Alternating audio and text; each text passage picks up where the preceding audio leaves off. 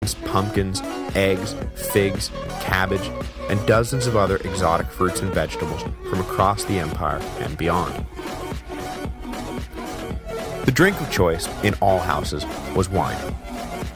Often heated in the winter and chilled in the summer, aristocratic Romans took their wine selection as seriously as they do today, and often paid top dollar for the best years and vintages. Everyone else, meanwhile, alcohol they could afford. To underscore how important wine was to daily life, I should point out that those free grain allotments I've been talking about also included free allotments of wine, because apparently, starving to death and remaining sober for a whole night were roughly equivalent catastrophes in the mind of the average Roman. Due to the limits of their distilling technology, what the Romans purchased was actually more of a wine concentrate than it was the table-ready wine that we know today. The concentrate would be mixed with water before serving, usually half and half, but sometimes as high as 1 part wine for 5 parts water. Only the most debauched hedonist actually drank the wine straight. The average dinner began around 4 in the afternoon, depending on the time of year, and lasted until just before sundown. Appetizers and main courses and desserts came in the order that we're accustomed to, and the evenings were usually interspersed with informal musical or poetic performance. But unless you and your companions were crazy brave, everyone said their goodbyes as the sun began to set. This was to ensure that guests had a chance to make it home before being engulfed by a terror more frightening than Hannibal leading an army of barbarian Gauls: the city at night. As I said, Rome had no streetlights. Folks who were out after dark had to make do with personal torches to light their way. So being out after dark was a dangerous proposition for 3 reasons. 1. Rome was a maze that was easy to get lost in during the day and almost impossible to navigate at night. 1 wrong turn, and you were spending the night in the street. 2. Night was when the most unsavory of unsavory characters emerged from Rome's ample underbelly. That wrong turn may not just make you late, it may also get you mugged, beaten, or killed. And 3. In an attempt to decongest street traffic during the day, Julius Caesar had decreed that all commercial shipments be delivered only at night. The precedent stuck for the remaining life of the empire, which meant that the poorly lit streets of Rome were, preposterously, crammed with carts making deliveries. 1 wrong step, or 1 reckless driver, and that was it. All of this added up to the universal understanding that Rome after dark was no place anyone wanted to be. Best to be at home with the doors locked and the windows shuttered by the time the sun went down. Besides, you had to be up at dawn the next morning anyway.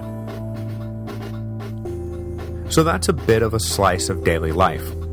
Up at dawn, work into the afternoon, take a bath, have some dinner, and go to bed. Obviously, we could add several layers of complexity to this story, and I hope to eventually add a few of those complexing layers, and deal with things like sanitation, clothes, the theater, and of course, the races and gladiatorial shows. But for now, I think we're off to a pretty good start. Unfortunately, I'm going to have to take next week off, but we'll be back for sure in 2 weeks to go on a tour of the provinces. Then the 100th episode, then it's back to business. Marcus Aurelius and Lucius Verus, the wars that erupted in the east and along the Danube, at least 1 really major plague.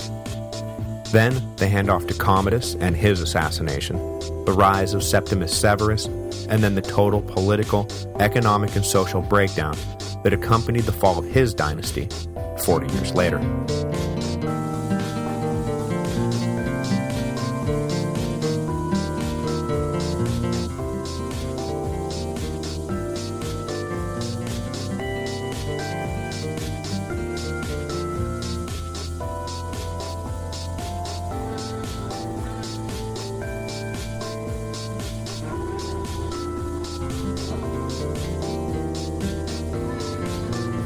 Hello, and welcome to the History of Rome, Episode 89, Provincial Matters. During the reign of Antoninus Pius, Rome was at the height of its power. The empire was large, stable, and at relative peace both internally and externally. The age of military expansion had given way to an age of bureaucratic management, and with the exception of Trajan's last hurrah, the Romans had more or less come to terms with the fact that their domains were what they were. So, what were their domains? Today, I want to go on what will have to be a high-speed tour of the empire, so we can, at a minimum, touch base with each of the 42 odd provinces that now make up the Roman Empire. I'm pretty sure that number is 42, but it's hard to get an exact count, as the emperors were forever fidgeting with the borders and divisions of their administrative districts, and adding and subtracting from the list of what technically counted as a province, so maybe I should just say the now more than 40 provinces that make up the Roman Empire. I think the best thing for us to do, so this doesn't become too complicated, is to roughly follow Hadrian's first tour of the empire. Start in Italy, travel north into Gaul and Britain, then south through Hispania, then go east across North Africa, north through the Mideast, and then back west across Anatolia, into Greece and the Balkans, and then back to Italy by way of the Alps. This full circuit will take us through the backyards of the roughly 65 million people living within the Roman Empire, and into the camps of the 30 legions stationed along the borders, protecting the Pax Romana. Before we get started, I should remind everyone that in the age of the Antonines, the Augustan constitutional settlements of 27 and 23 BC were still in effect, and that the Roman Empire was divided between senatorial and imperial provinces. Barring a few exceptions, the former were composed of peaceful interior provinces, while the latter were composed of the more militant border provinces. The distinction between the two can also be made by looking at which provinces contain legions. Provinces with legions were almost always imperial, while ungarrisoned provinces were usually, but not always, senatorial. The senatorial provinces, as the name suggests, were administered by the Senate, who, in theory at least, chose by lot from among their ex-praetors and ex-consuls who would be assigned as governor. The lots were usually predetermined and pre-approved by the emperor. Imperial provinces, on the other hand, needed no such lottery charade, as they were administered directly by the emperor. According to the settlement, the sitting princeps technically held proconsular authority over all of his provinces, and was thus merely appointing men to govern in his name. Within this system, the provinces were further divided into order of importance, between major proconsular territories, minor pro-praetorial territories, and really minor pro-curatorial territories. Technically, these further distinctions required incoming governors to have served at a certain magisterial level before being granted a particular province. For example, you needed to have previously risen to the rank of consul if you wanted to govern Syria, but only to the rank of praetor if you wanted to govern Lusitania. But in practice, this only applied to the senatorial provinces, and not even always then. The emperor, meanwhile, could and did appoint whoever he wanted to govern whatever he wanted, whenever he wanted.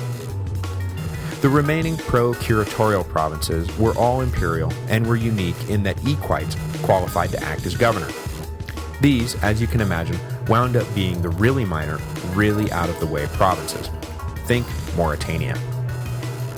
A sitting provincial governor, whatever his rank and status, was tasked with only a few basic responsibilities, as the Romans liked to govern with a light hand. If he was in an imperial province, chances are his overriding concern was for the fitness of the legions and defense of the border. If all was well there, his next concern was for the orderly and efficient collection of taxes. In addition to this collection of revenue, a governor would further act as a sort of provincial auditor who kept an eye on the books and made sure corruption and inefficiency did not unnecessarily weigh down his corner of the empire. Unless he was corrupt, in which case his job was to make sure that he skimmed as much as possible without getting caught. In between drilling the legions and cooking the books, governors also acted as the supreme judicial authority in their provinces, and would travel from district to district, hearing cases and parceling out justice.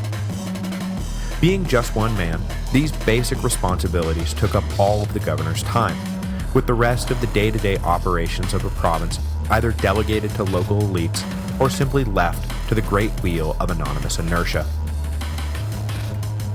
Finally, before we get started, I want to mention that I have posted a link to a pretty sweet map of the Empire from Wikipedia, so if you want to follow along at home, just go to thehistoryofrome.typepad.com and click on the link.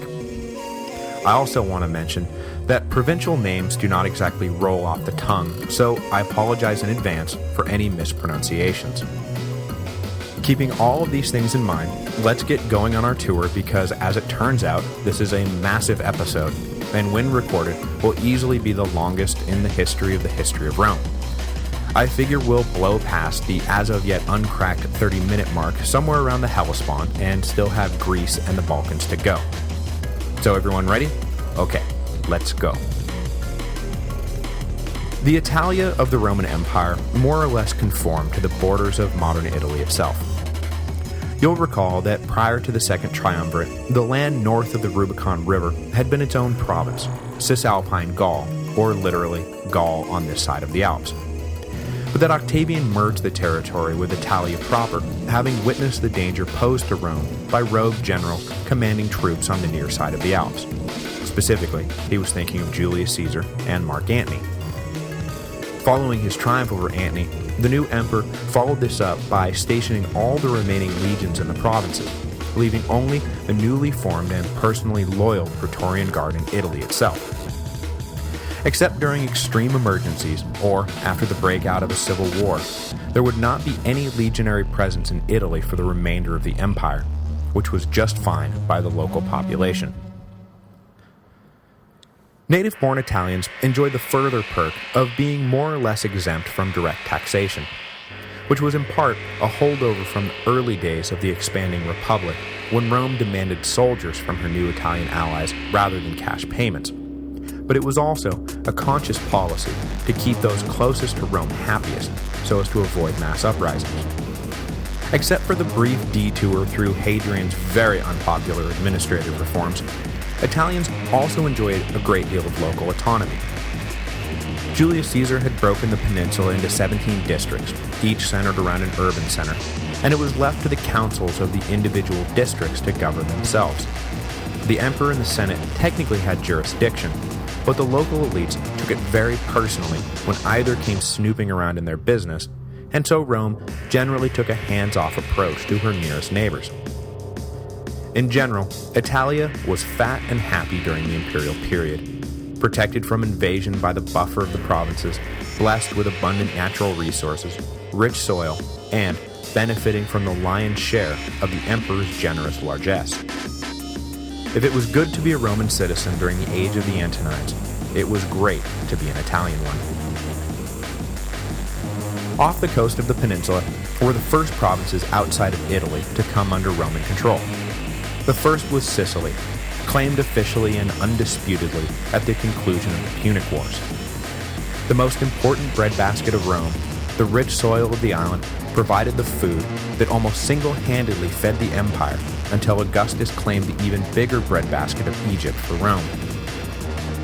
Despite its proximity to Italy and its early entrance into the empire, Sicily remained a rural backwater, dominated by the slave estates of a few wealthy senators who cared little for anything but growing crops and selling them back to the state. Conditions on the island were harsh, and 2 slave uprisings in the 100s BC were bad enough that Spartacus's war is classified as merely the third servile war. North of Sicily were the sister islands of Corsica and Sardinia, claimed by the Romans in between the Punic Wars